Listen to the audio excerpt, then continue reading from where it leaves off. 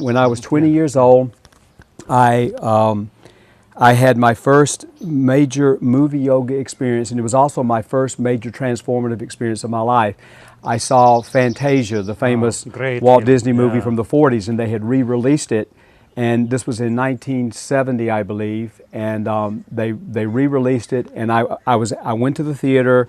I hope it's okay to say this because I know that within the transpersonal psychology, it's based much on psychedelic research. But I had done a powerful psychedelic, and I had a death rebirth experience in this movie. And when I went out of the theater, I was not the same person I was when I went in. So how you define non-ordinary states of consciousness in comparison with consciousness and states of consciousness? Well, in my world, there's only states of consciousness, and that one is not ordinary and the other not non-ordinary.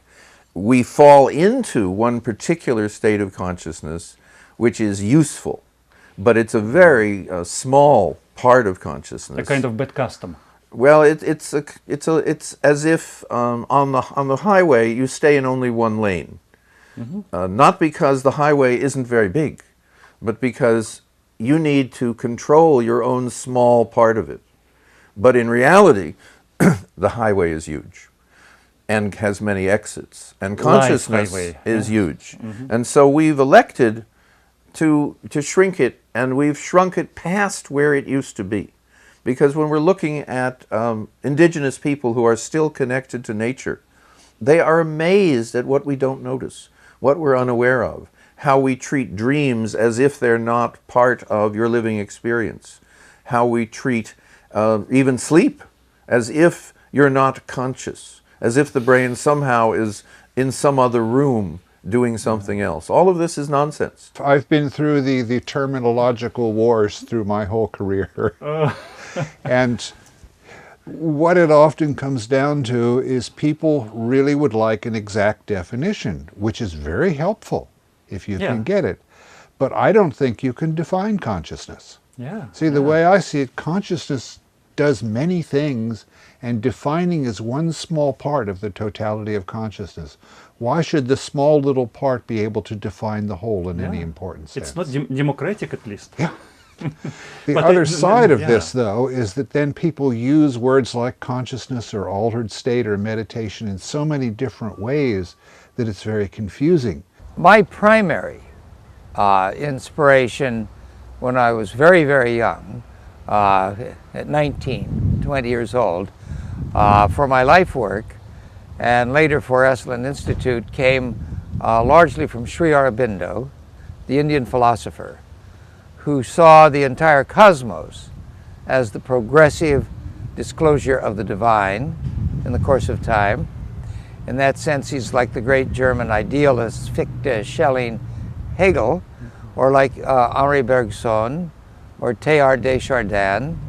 Absolute consciousness. Well, that at the heart of all existence is the divine nature, which has emanated or involved itself, projected itself into the physical cosmos, and with the Big Bang has started this vast cosmic adventure. And on this planet, on Earth, humans are at the cutting edge, and as we grow, we have to sink down into our roots in our deep nature, which I believe, as Sri Aurobindo and these other philosophers, we are one with the Geist, the divine, what does it mean? Is it, Brahman. We are secretly at one with the divine. Now, this is an ancient idea, but in an evolutionary context is still today an emerging vision. It still lives on the margins of the world's opinion elites. The technical term I usually try to use for it is consensus consciousness, to recognize how much what we take of as a normal, ordinary state of consciousness has actually been constructed through cultural consensus, to be sensitive to some things, to not be sensitive to others, and that all becomes habituated and driven by unconscious forces, so it's very mechanical in a way. So when Gurdjieff would say, for instance, we're machines rather than genuinely conscious, he was referring to that habit, attached qualities that keeps our consciousness from manifesting over its full range. He was very brilliant that way. You know, this semantic question is very, very interesting. That term, non-ordinary states, it's mostly used by people like myself who have done some research in that area. The term that you hear in traditional mainstream psychiatry is altered states, which is something that I personally dislike very much because it has a kind of a pejorative twist to it. You know, if you say altered states, it suggests that there is a correct way of experiencing ourselves and the world, and that if you are in this non-ordinary state, into altered state, that it's somehow distorted. And some of us here at this conference, and the work you do in transpersonal psychology that we do at Esalen, is about bringing forth this deepest and biggest human potential, which is involved with the divine nature itself. So in the process of practices that release our potential, we do enter into altered states of consciousness. Of course, people, every human, every day, passes through several states of consciousness. When we go to sleep at night, day, yeah. every day, when we go to sleep, we have dreams. Some of us have reveries that take us into a slightly elevated frame of mind. So we have a glass of wine. We look into the eyes of someone we love very much, and there's a slight alteration of consciousness, sometimes a large one. Now, when we adopt a transformative practice, a yoga or a psychotherapy or a meditation practice or whatever, then these altered states can become larger. You've been involved in holotropic breathing with the Grofs. They produce a whole range of So it altered was the states. place where holotropic breathing was actually founded. Well, Stan and Christina Grof lived at the Esalen Institute for 14 years and were very much in the center of our programs and did a lot of their work there and started holotropic breathwork there. When I became involved with these states and I saw that the experiences and also the observations around them, like these incredible synchronicities that can happen and so on, I could believe that current psychiatry does not have a term for this category of experiences, because I think they're extremely important. You know, they have therapeutic potential, they have transformative potential, I believe even evolutionary potential, and what was very important for me is that they have heuristic potential. That's H-E-U-R, which means that if you study these states, you will make many observations that current psychiatry, psychology simply cannot explain. So they're paradigm challenging, paradigm breaking. I talk about seven different movements of cultural transformation that culminated in the 60s, of which the psychedelic was a sort of a catalyst. They weren't necessarily involved in every one of them, but a certain number of people, for example, and each of them involved an expansion of consciousness. Now, Ted Rozak, who's a historian, said, coined the idea of the counterculture. There's that underground culture that's against the mainstream culture. But what I'm saying is that, yeah, there was a counterculture, but it was, I prefer now the term an underground culture. And it was that was opposed to the mainstream culture in order to create something new. For example, take the anti-war movement. So it's which was very culture, strong. first of all, underground, which is not manifested Well, yet, but not culture which just suppressed, and this is the Yes, essence. that's right. it's an anti-war. Now that sounds counter, but what's the actual intention or purpose behind the anti-war? It's to bring about peace, right? So that people can raise their families and absolutely. in peace. That's the point. So you have to counter the war machine in order to get there. Now, civil rights movement also started in the 60s.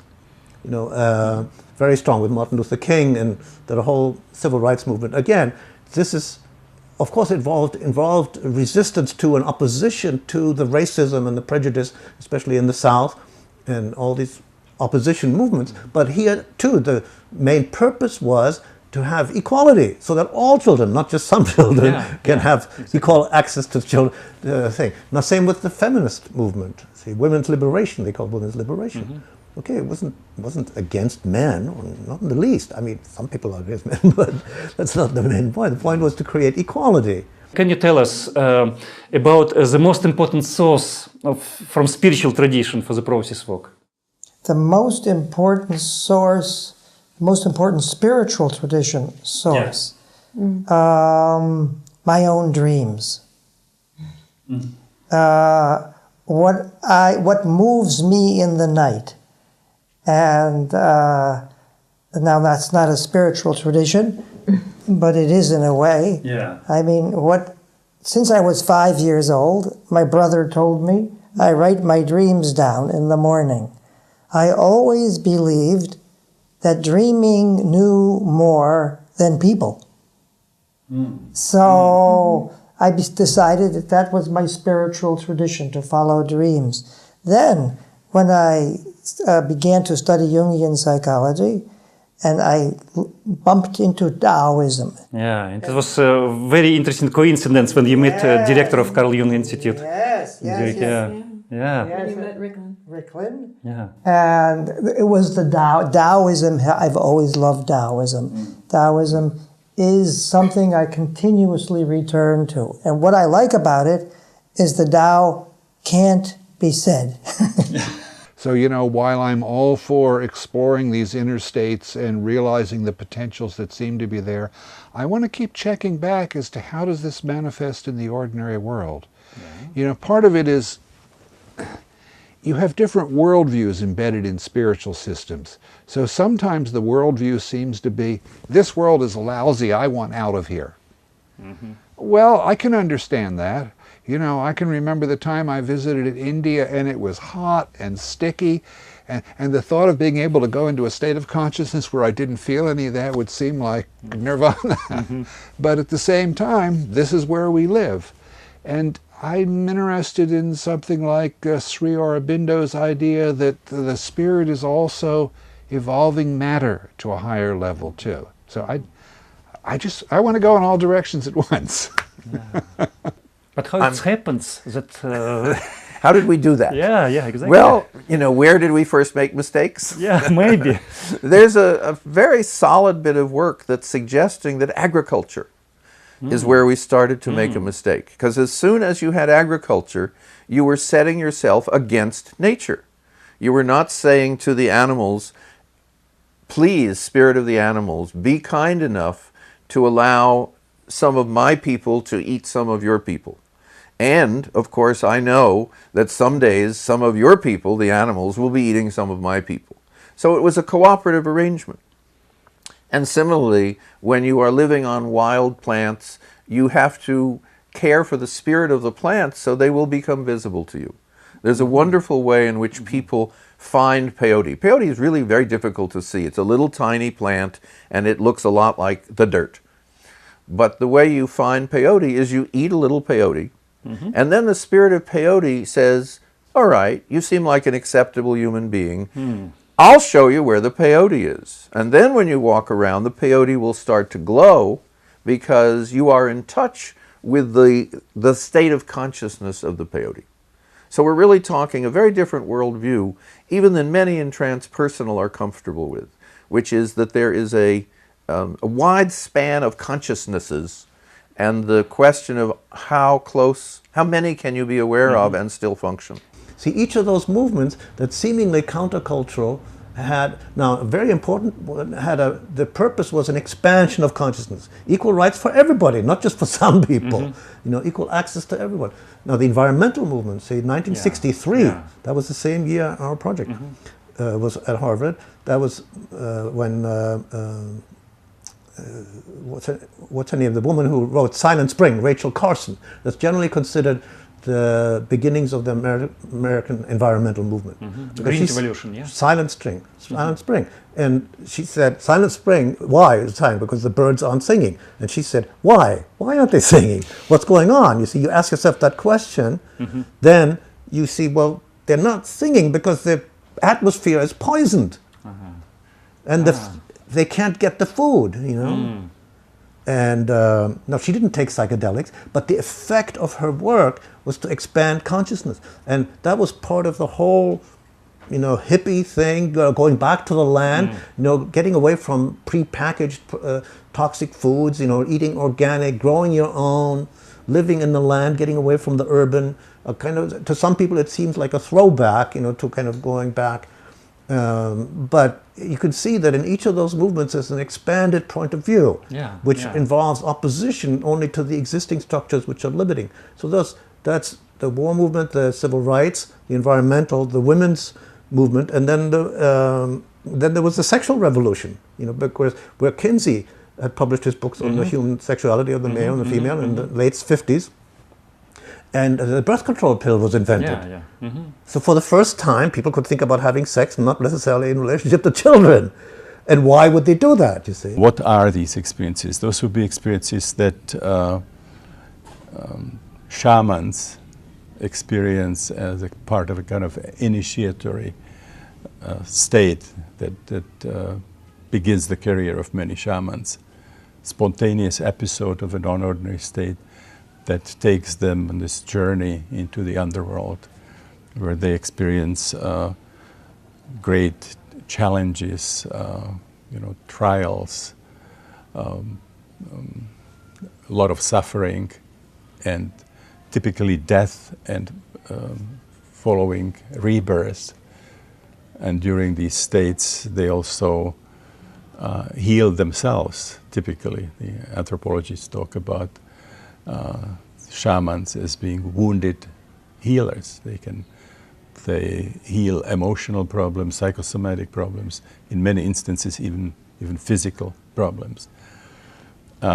These are also the states that the shamans use when they work with their clients. Another important area where you see these states is so-called rites of passage. You know, powerful rituals that basically all pre-industrial cultures had, and they would enact somehow these rituals at a time of some important biological or psychological transitions. Another area where these played a very important role would be the ancient mysteries of death and rebirth. You know, mysteries of Isis and Osiris, the Inanna and Dumuzi, the Bacchanalia, the Eleusinian mysteries, you know, some of the Mesoamerican mysteries and so on.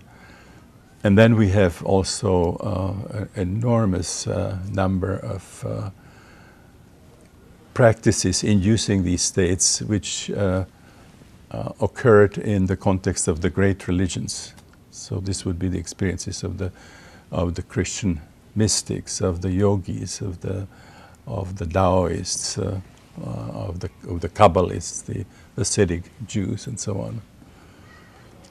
So those are all situations in which these non-ordinary states played, you know, extremely important role.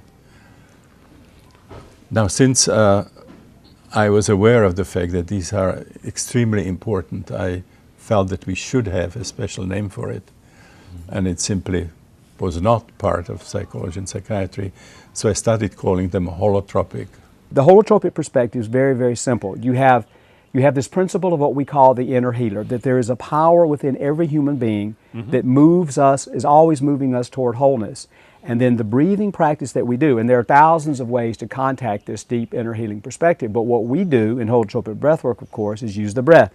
So you do the deep breathing practice, and this activates and mobilizes our inner healing capacity. And then what happens is things from our unconscious move into our awareness or our consciousness. And we learn then what is a major spiritual principle in all the world's mystical traditions. That is that consciousness itself is a healing principle.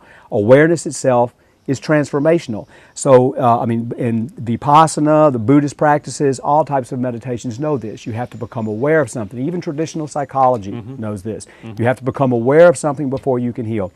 So the inner healer then brings things into our awareness. And so I realized, okay, now this is what's happening in holotropic breathwork. You lie down, you close your eyes, you go inward, you do some gentle, a little bit more rapid breathing, connected deep breathing. The inner healer mobilizes the contents of the psyche, and then all kinds of experiences come into our awareness. And when they do, we let them go. We have the opportunity to experience them. So this would be biographical material, of course, our perinatal and transpersonal material. All right, so now the idea was, okay, would the holotropic perspective work just in the breath work that we do, or would there be other applications of this basic strategy of contacting the inner healer somehow and allowing things to emerge into our awareness?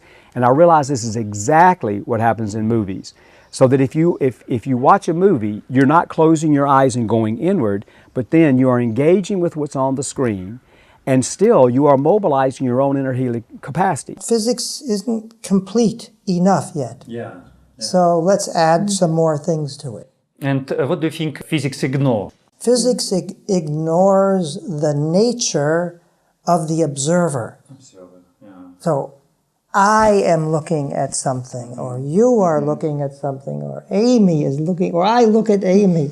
So physics knows if I look at something, it changes it a little bit. But they don't. Quantum mechanics. Yes. Quantum mechanics says that.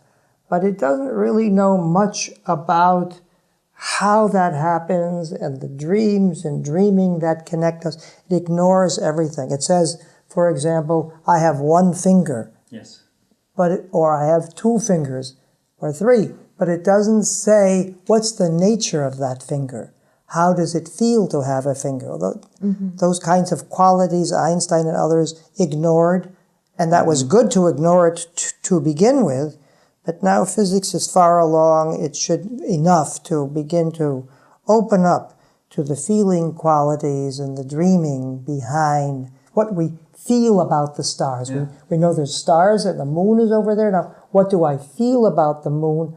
To bring this also into nature, this is the cutting edge of the future. Can we say that, for example, the observer is a blind spot of physics? The nature of the observer, her feelings or her experiences are ignored. The physical, so-called physical, observable things are okay. People try to observe things, but the psychological nature of the observers, so psychology is still here and physics is here, and that's kind of silly since we live in one world. Absolutely. Yeah. So we need to put that together. If you take the shamanistic worldview, which more and more I think is the correct one, is there are three worlds. There's the world of ordinary consciousness, which we see and move and work in and do many wonderful things. There's the underworld, which is not a bad place at all. Christianity has given it a very bad name, but every other system.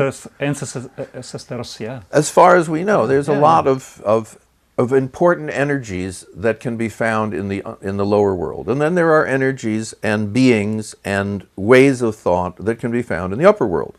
And from the point of view of the upper and lower worlds, they know of the three worlds and they interpenetrate them when it is appropriate, when they are asked.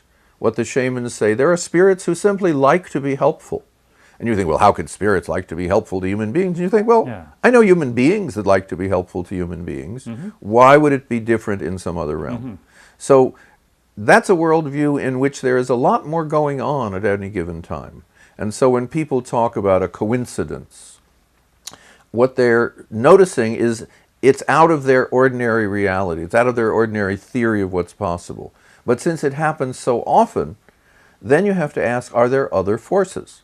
writing for a scientific audience, the word altered was intended only to mean different without making any value judgments about it. It did not mean better or worse, it simply meant that consciousness was operating in a significantly different kind of pattern. A lot of people still use it to mean higher state of consciousness, but I don't think value judgments should be confused with straightforward description like that. Okay, so I would see more of a system here where you have altered states of consciousness which are significantly different from your ordinary state, but not necessarily better or worse. They're just specializations. And there are enlightened states which are better in really important ways. And I wish I could get very specific about that, but I can't at this point. I like the specialization thing. You know, it's like different programs on your computer. Is your word processing program better than your spreadsheet program? It's better for certain kinds of tasks and worse for other kinds of tasks. That's what I meant by altered. When the religions become organized, then very frequently the original spiritual source, the message is lost. And then you get emphasis on hierarchies. You know, the concern is about possessions, money, power, sort of controlling people.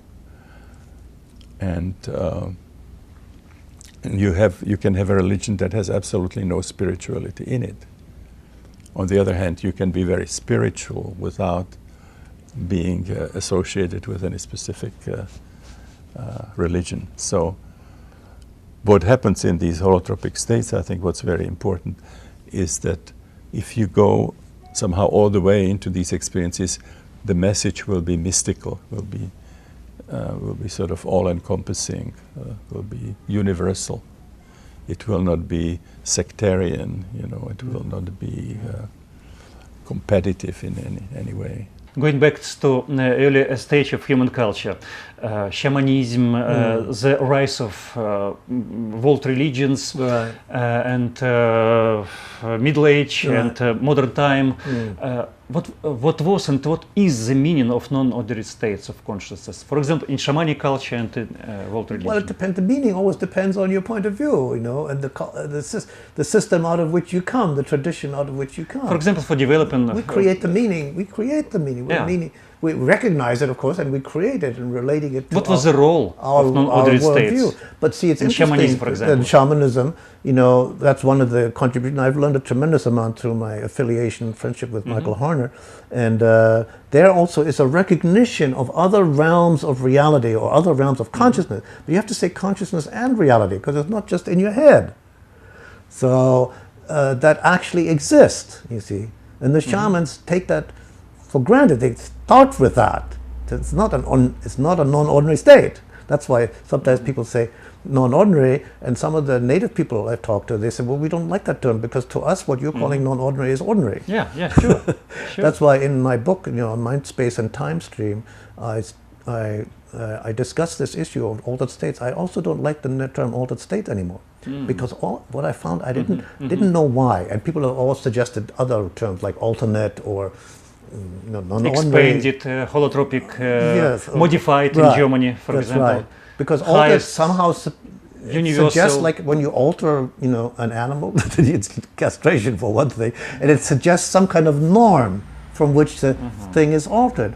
But actually, that's not the case. Castrated states of Yes, that's right. Yeah, that's not the case, because actually, states of consciousness alter all the time. They change all the time, and some of them are extremely ordinary. We're in a state of consciousness right now. See, that's the whole point. More or less ordinary. Well, we are in a state of consciousness. A state of consciousness is a division of time during which your consciousness functions in a certain characteristic way. The mental, the emotional, and the kind of orientation towards reality.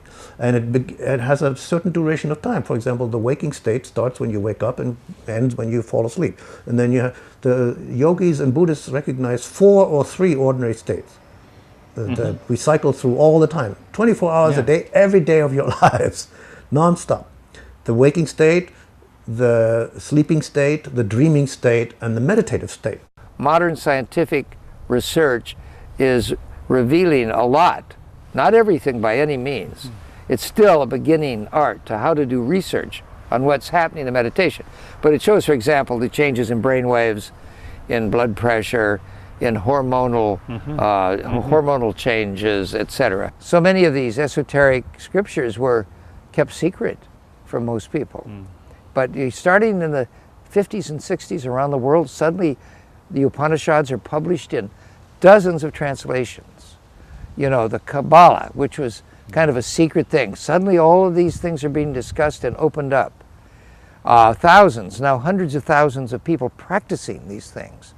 So we are in a global inflection in which at some point more and more of the opinion elites of the world are going to see that, like a great underground fire, this has been slowly burning, and it's going to have big practical consequences. It's already, I feel, touched medicine and psychology and even politics and political psychology and so on, just little beginnings. But this global discovery of the human potential and of the further reaches of human nature is going to give rise to forms of consciousness, I believe, and new transformations of the flesh itself. And so many of the great Russian visionaries, you know, Solovyov and Dostoevsky, for example, wrote a letter to a friend. He said, I and my young friend, Vladimir Solovyov, are no longer so interested in the salvation of the soul. I remember that the topic of your lectures was healing potential of non-ordinary states of consciousness. And later I discovered that this topic is one of your favorite topics for public lectures. So how it's connected, healing and non-ordinary states? But you know, my training, of course, is as a clinical psychiatrist, and I got to a situation where I became very disenchanted, you know, with psychiatry and also specifically with psychoanalysis. You know, I went to study medicine explicitly with the goal to become a psychoanalyst. Initially, I wanted to be involved in animated movies, and it was reading introductory lectures to psychoanalysis that just completely changed my orientation. And so we were working with, and initially particularly with people who couldn't be helped by any other methods. And I came equipped with traditional psychiatry and with the Freudian doctrine. And of course, what happened there was that the experiences would not remain limited to the postnatal biography. It was not just childhood and infancy and later life, but that these whole new areas opened up. You know, first the perinatal, which was a you know, quite an amazing kind of an experience, which went against anything that they teach you in the medical school. And then beyond that, the discovery of this vast transpersonal realm. And so what happened again and again is that people who started this process originally for therapy, they discovered the potential of these experiences for the spiritual journey. So it became a journey of spiritual, philosophical, metaphysical discovery. And the healing almost happened secondary. It's happening, but it became like a condition for the opening of the spiritual realm. These traumatic experiences that are involved in psychopathology, you know, were also the obstacles for the personal spiritual discovery. That at least in the English language, there is a deep connection between healing and wholeness. So you were sort of, you see, you were looking for roots of your emotional and psychosomatic problems. But ultimately, the healing happens by discovering that you are not whole, that you're sort of identifying just with a fragment of yourself. So moving toward wholeness then was identical with healing. Yeah. Do you think that altered states of consciousness are equally important in science as in psychology, for example? Yes, you can't. Yes. It's a good question. Huh? No, go ahead. I don't know the answer. You should say. Altered states of altered. interesting. Yes, consensus reality. We think about life in terms, the universe in terms of consensus reality. The extent, yeah. Look at the beautiful stars. Look at the moon. How far is it? And then we also talk about our dreaming about that. The second level in dreaming. Deep democracy means realities, consensus reality, dreaming. What do you feel about that? And then the essence, which is something that is like a field beyond all of these things. In any case, psychology and physics are coming together, will come together, and so I have several suggestions. The quantum mind and the process mind go in that direction. At the time I published the book, Eastern ideas were just really coming into Western culture. People were discovering there were techniques like meditation where you could affect your consciousness. Psychedelic drugs were starting to come into widespread use. And so a lot of people were experiencing altered states with almost no understanding of what was going on, right? They sort of knew they were dissatisfied with their ordinary state. You know, that life seemed too shallow that way somehow, and there were funny things that could happen, but there wasn't any scientific information to speak of. My Altered States book was finding the little bit of scientific information there was that was scattered in so many places people would never come across it, putting it together to make it accessible. And I got, you know, hundreds and hundreds of letters over the years from people who really appreciated it, that now they had a framework to make some sense of what was happening to them instead of just that it's something weird. Reality is variable. Yeah. And that consciousness is the lens. Really, there's an early version of the unconscious. William James didn't have a notion of the unconscious, but he did have the notion that consciousness was like a lake. And if you've ever been on a lake in a glass-bottom boat, you can see, not everything, but whatever you're over. Yeah. And he said, when you think of something such as you had a friend in the fourth grade when you were about 8 years old, and you haven't thought of that person until I just asked you. Now, everyone who's listening to this, just do that.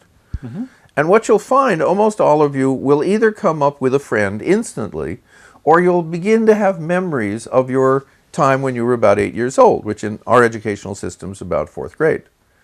Now, what James says is you took your boat over to that part of consciousness where the fourth grade memories were, and you looked down. And that you don't need an unconscious. You simply need a conscious which can focus where it chooses.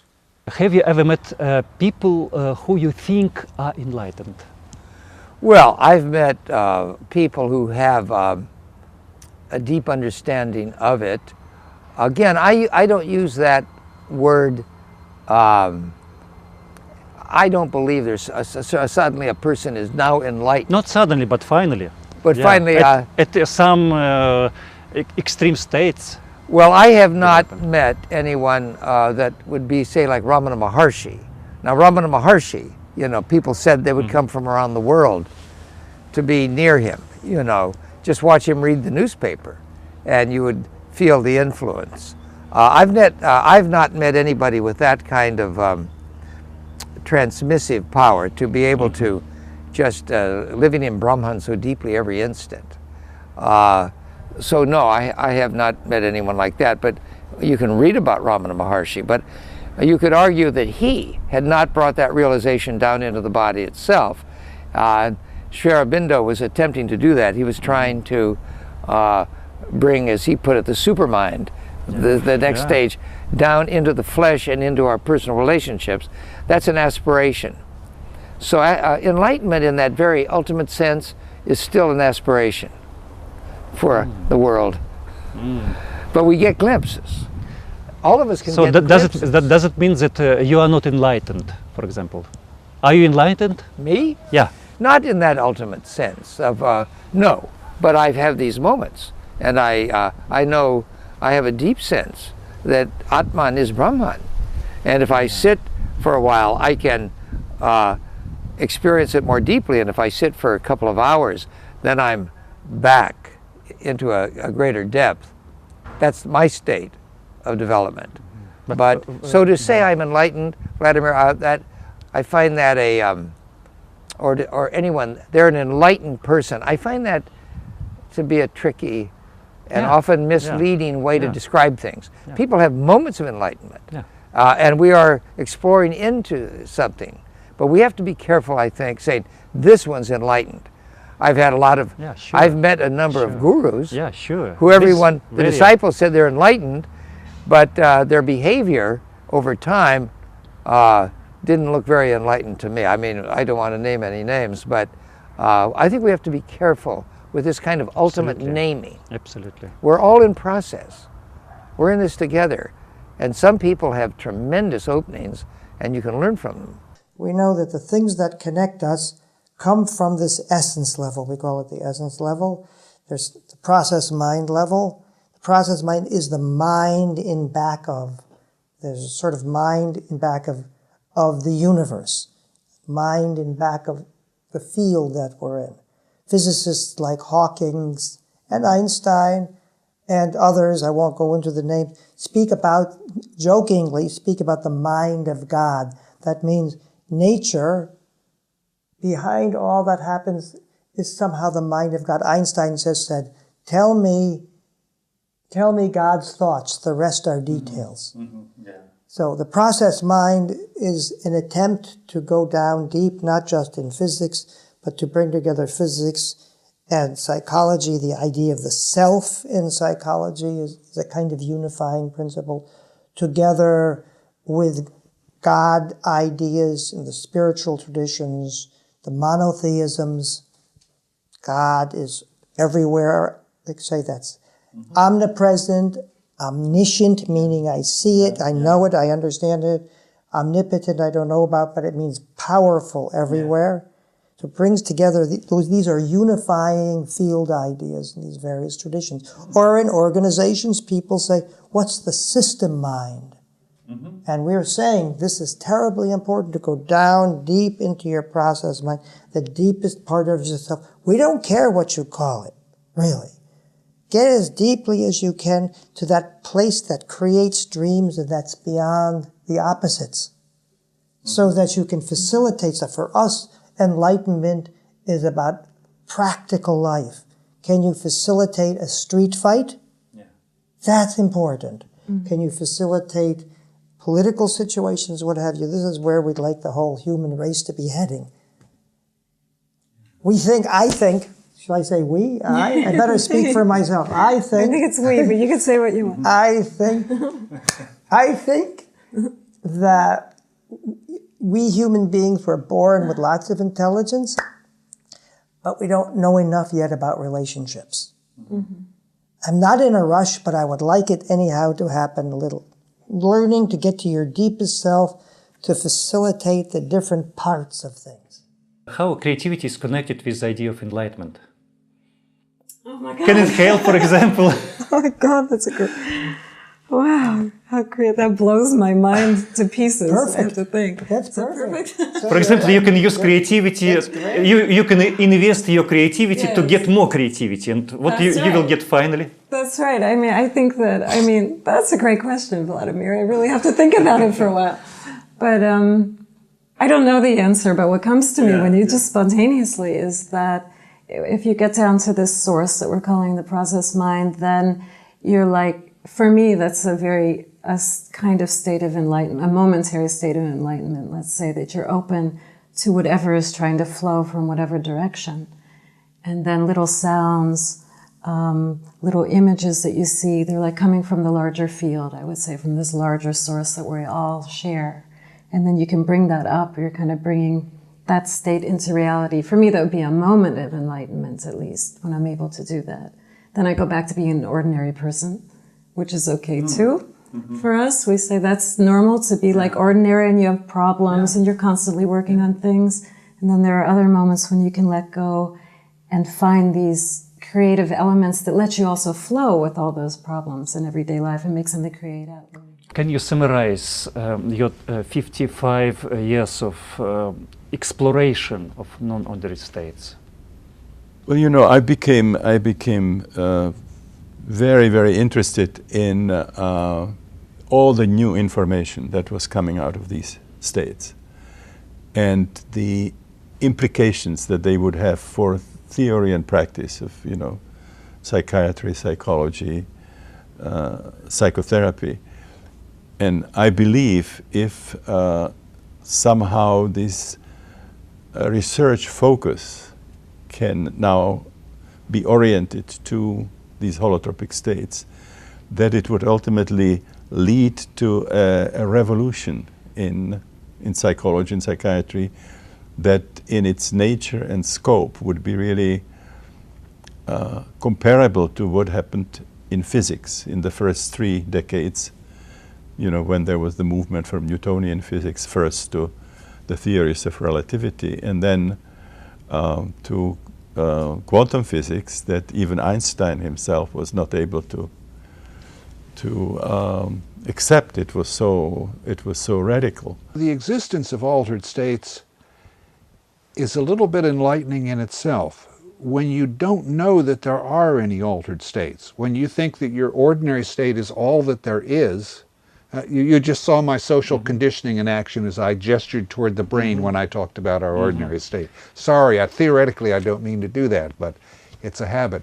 When you don't know there are altered states and you're not happy with your ordinary state, then you're stuck. There's not much you can do. You are but if you realize state, yeah. there are other ways your mind can operate, well then maybe the problems with my ordinary state are not ultimate problems. Yeah. Maybe they can be changed.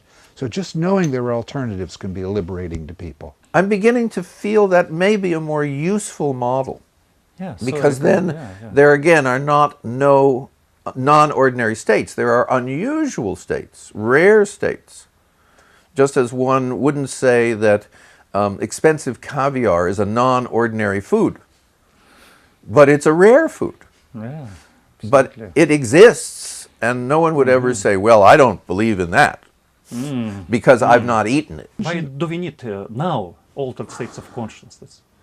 As I mentioned earlier, if you think the only states you experience are sleep and waking, and you're not happy with the way your waking life goes, you know, you do stupid things, you cause trouble, you suffer a lot, and you don't know how to change it, that's pretty depressing.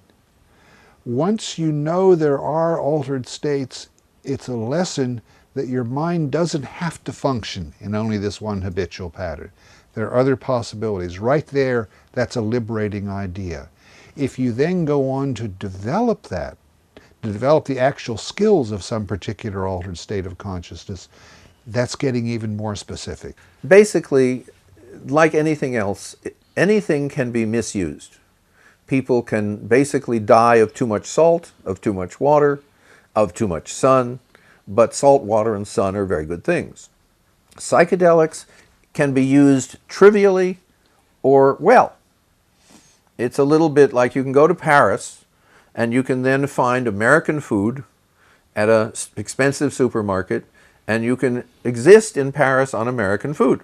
And it's not evil, but you kind of missed a lot of what Paris is about. And so a lot of my book is indeed setting up situations in which if you're going to use something that's going to alter your consciousness, why not do it safely, correctly, and for maximum benefit?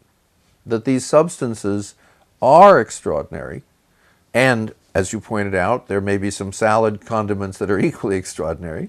But since we know these exist and people have them available, regardless of what various governments have tried to do for 40 years, they are available, like it or not. So my book is really saying, if you're going to do something, why not do it safely? Why not do it well? And why not do it in a way that maximizes the benefit for your life? So when I talk to, say, young people that said, well, hey, I drop such and such and go to concerts, what's your problem?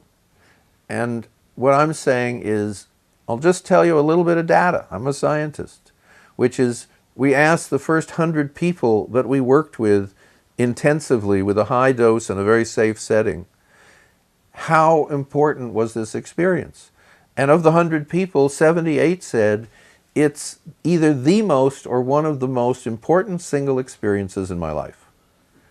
And so I look at this, here's a substance, and here's a setting and a situation and help, and I think if something is potentially one of the most significant experiences of my life, am I willing to take a little more time to do it better? Mm-hmm. And so that's really what a lot of my book is about, is if you're going to do something to alter your state, using any system, meditation, holotropic breath work, psychedelics, prayer, get some guidance. Use a guide. And that's, you know, if I have one little soapbox, that's the one that I would stand on and say, if you're going, just as if you're going to go to Africa and you're going to walk around with a bunch of wild animals that you don't know, use a guide. The guide doesn't do anything to lower your experience, but he does say, you know that rhinoceros that's running towards us? It's your trip, you're paying for it, but I would stand behind the tree. In practice, for example, and I want to talk a lot about the world, not just about individual, because the idea of enlightenment isn't enough an aspect of world and working with people in the world for me yet. I mean, I like the idea of enlightenment as being someone who is total within herself or himself, and enlightenment as being beyond the opposites or being in a state of oneness. Mm-hmm. But for me, I want that to be useful. Mm-hmm. I think we need to make that more useful, not only in the ashram or wherever, but on the street, as I think many spiritual traditions would like to do. So one example is if you get down deep into your process mind, like that, and you meet somebody on the street, or you work with somebody in an organization, mm-hmm. the person says, I'll show you what he says. He says, I'm the boss. He says, I'm the boss. So now, with my process mind, I go down deep into myself. Yeah. And exactly at this moment. Yeah. At this moment, I say, well, you're the boss, but I see you looking down, like that. What does that mean? Nothing, he says. I said, okay, let me go deeper in myself. Mm-hmm. So I go deep into myself, and I find my process mind. That means being moved by the universe. Mm-hmm. So I'm more fluid. I have a process mind. I'm feeling myself moved. Mm. And then I say, for him, you are the boss. You're the boss. I was trying to make the terminology more rigorous, okay? The Altered States book was kind of a view of all the interesting things that happened.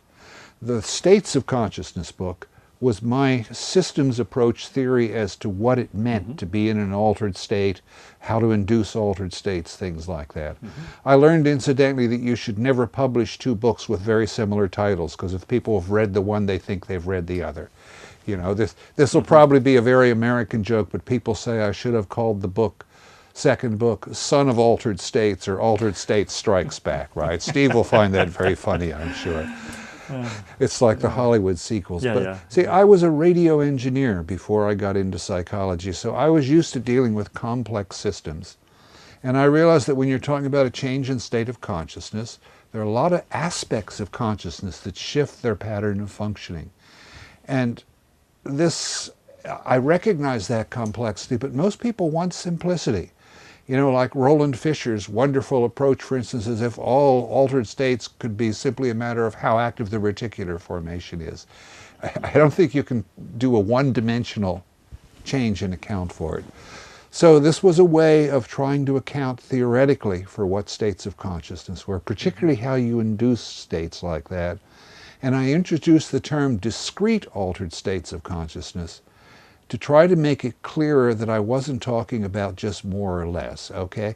I can have my hand very relaxed now, or I can start tensing it up or make it very tense. And I don't want to say, this is hand state of consciousness 1, and this is hand state of consciousness 2.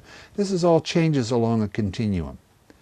And we have changes along a continuum in our consciousness. You know, I'm here in my ordinary waking state and I could be very alert or I could be kind of sleepy, and you could map that on a continuum. But if I start dreaming, that's not just more or less of my ordinary state of consciousness. There's been a major qualitative change there. It's discretely different. It's like, you know, your spreadsheet program is not more or less of your word processing program on your computer. The whole function is different, and you have to recognize those differences. So you need your deepest self that you can hardly formulate to, it's non-local, it's entangled, it's connected with the dreams and the feelings of other people at a given moment. And that's the point of it. What is enlightenment? Go ahead. Me and you. You go first. I go first? For me, enlightenment is being in touch with your deepest self, like I was just showing, letting yourself be moved. It's a body experience that you feel at ease, that what looks like opposites are still opposites, but you can experience them and play with them a little bit inside yourself. And enlightenment for me includes, and you can do that on the street, and you can do it in world issues to help other people. Enlightenment for me is not just a quiet background phenomenon. It's for life, yeah. It's for life. It's being able to flow with things in life. And when you can't, there are times that you appreciate. I can't, I'm one-sided. That one-sidedness also is important for the sake of diversity. You have one side, then you have another side. That diversity. That you appreciate the diversity, but then you suffer too much from diversity. You have to go back to your deepest self, call it whatever you like. That's enlightenment, and use it in the world. That makes sense? Yeah. It's very simple. Yeah. There's nothing to it. But you have to forget it when you're a child, and you have to remember it again later. It's beautiful. You answer. I mean, I would say the same thing, obviously. The same thing. Yeah, I mean, when you just said it, I thought of the Bodhisattva myth, or the idea of, is what Arnie's saying anyway, that if you're able to gain access to that deepest part of yourself and that connection with the universe and with the world, and bring that back and really use it for the benefit of everybody, especially in really tough situations, because we think there's not enough people who know how to go into war zones or conflict situations or relationship problems, or even working on yourself when it's really hard, can really stay at that level and be able to move back and forth fluidly to find new types of creative resolution. So having access to that, bringing it back for the benefit of yourself or everybody, and then as Arnie said, being an ordinary person with problems, that's fine too. But being able to go back to that any time that you need it is... You need to learn that. Yeah. I want to say that, to be truthful, I really have no idea what enlightenment would be, but I can tell you a little bit about my own process of moving toward wholeness and experiences I have been through, and then the traditions that have impressed me deeply around goals, or the teleological perspective of that lighthouse out in front. So way to wholeness is direction to enlightenment in a sense. Well, yes, of course. So, for example, I had that experience when I was 20, as I mentioned before about in my first movie yoga experience. I left the theater. I actually felt in that moment one with the divine. I felt completely fearless. I felt connected. My ego's false self had died. And when I left there, I actually felt that I had arrived. I felt completely free. All right, now, this lasted for maybe 6 months. 6 months? Yeah. Well, I was actually I felt like I was in a state of grace for 6 months. I felt fearless for that long. Okay, however, I had I was... experience. Yeah, I never... Well, it was beautiful, but I was sitting on... I had never done any psychological work on myself whatsoever. I mean, I still had in front of me my whole life experience of hell and addiction, the inability to have relationships, the wounds of my childhood, the biographical dimension, the perinatal, all these things were still there, but I was not in touch with them. And so to go through that crash after that big initial sort of what I felt was enlightenment it was humbling. And what I recognized at this point was, all right, I am on this journey that I thought I understood, and I realize now that the process of death and rebirth is not a one-time thing. For me, the process of egoic death followed by a rebirth in a larger perspective is incremental, that it's going to take place many, many times. And so since I was 20, I have had many deaths.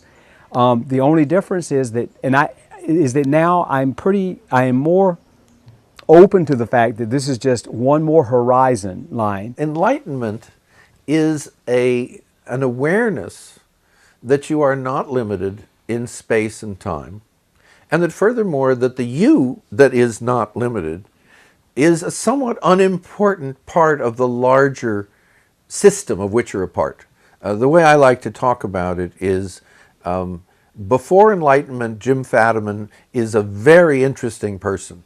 After Enlightenment, Jim Fadiman is a subset, a tiny bit, of a very interesting larger form that has that existed before Jim Fadiman, will exist after Jim Fadiman, and may have an especial fondness for Jim Fadiman, but not for that long. So it's a relaxation of enormous number of life concerns. And so Enlightenment for me is actually... So it was trying, yeah? Yeah. So Enlightenment is like being lighter, having less things that weigh you down, that make you heavy. An image I have is we all walk around carrying a lot of luggage. My career, my income, my ego, all my concerns that people in Bosnia are not getting a fair shake from the government, that there is pollution in Mississippi. I carry all this luggage. And it's really important stuff. I know, because I've got my hands around it and I walk with it. And with Enlightenment, my hands open. And as they open, the luggage is still there. All the problems are still there, and it's good that one should do something about them. But during Enlightenment, I know that at a deeper sense, things are all right. My advice to, you see, this is a voice recorder. My best advice is, watch that. What happened? It fell. Look, that's my advice. Let it happen. Let things happen. Follow the process. Nature knows the way. It's a feeling skill first, and afterwards you can learn all the other details. If I had any wish for the transpersonal, it would be to take itself a little more lightly. A little more, we're in this to indeed improve ourselves and make our lives work better and to be of service, but without a sense of fun, it isn't going to work as well. One way to describe it would be to enlighten, to open to embrace the entire universe experience, to surrender to the all, to know that it's a mystery, to know that we don't know. This is how I feel. What I want on the one hand is to try to have scientific rigor when possible. I don't mean scientific rigor in the sense of if something transpersonal doesn't fit, we'll explain it away and make it go away. But I mean rigorous in the sense that you really try to understand it, try to compensate for your own biases in interpretation, and get an accurate view of what's going on. That's what I want in terms of scientific rigor. And to learn to do that without losing your enthusiasm, without realizing this is really important stuff. We are on the dawn of what I like to think of as an empirical spirituality. Okay, a spirituality that is built up out of decent study of actual human experience instead of somebody saying, this is what the sacred scriptures way, you better do it that way or else. This is an incredible opportunity in our times, an empirical spirituality that works. Because of course part of transpersonal psychology also is figuring out how to make this stuff work for actual individuals. It's not philosophy, it's applied psychology. So you were asking about the message. I think, you know, I hope that somehow there will be in the future tremendous focus on the study of these holotropic states and the implications for all these other all these other disciplines. And I think that besides having tremendous scientific value, you know, developing an entirely new worldview in this sense, that this would be something extremely useful for the planetary situation. I mean, if there can be enough of a practical application of that number of people, you know, could get involved and interested in personal transformation, I think it would give us much better chances to survive. Let's keep marching into the undiscovered country. We're just getting started.